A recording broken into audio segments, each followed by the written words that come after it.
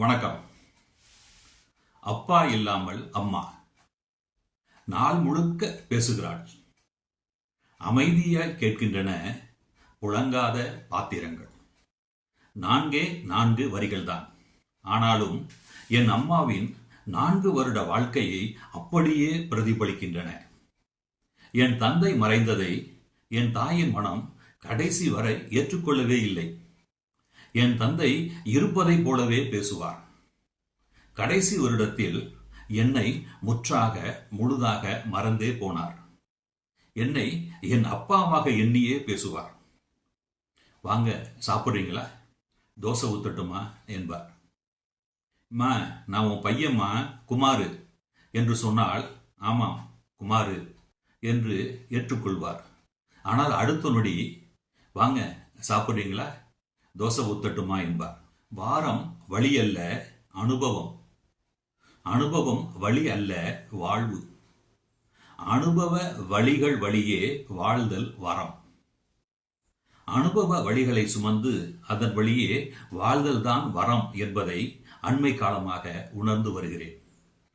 58 வயது வரை அருகில் வாராத உள்ளத்து வழிகள் எல்லாம் தற்பொழுது வரிசை கட்டி நிற்கின்றன.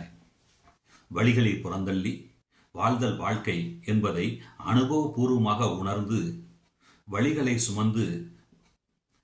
சுமந்த வாழ்க்கையைத்தான் வாழ்ந்து வருகின்றேன்.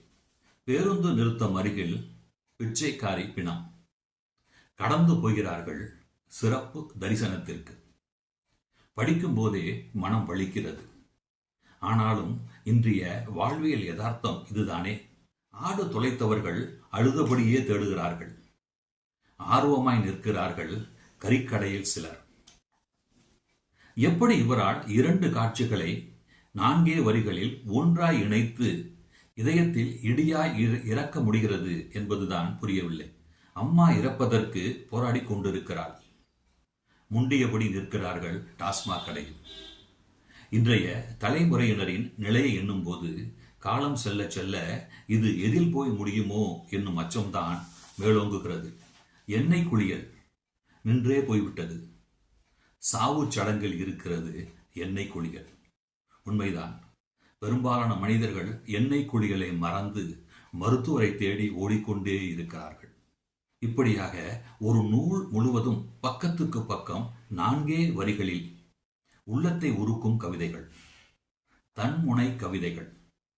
ஒவ்வொரு வரியிலும் குறைந்தபட்சம் 2 சொற்கள், அதிகபட்சமாய் 3 சொற்கள்.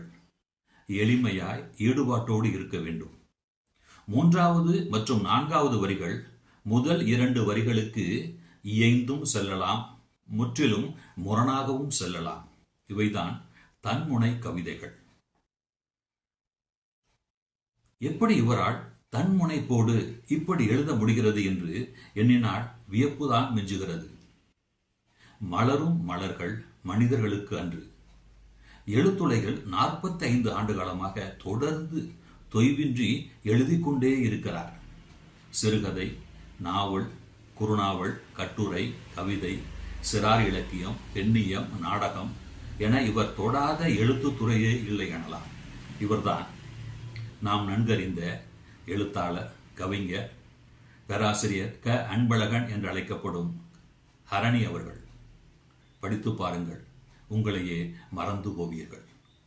நன்றி, வணக்கம்.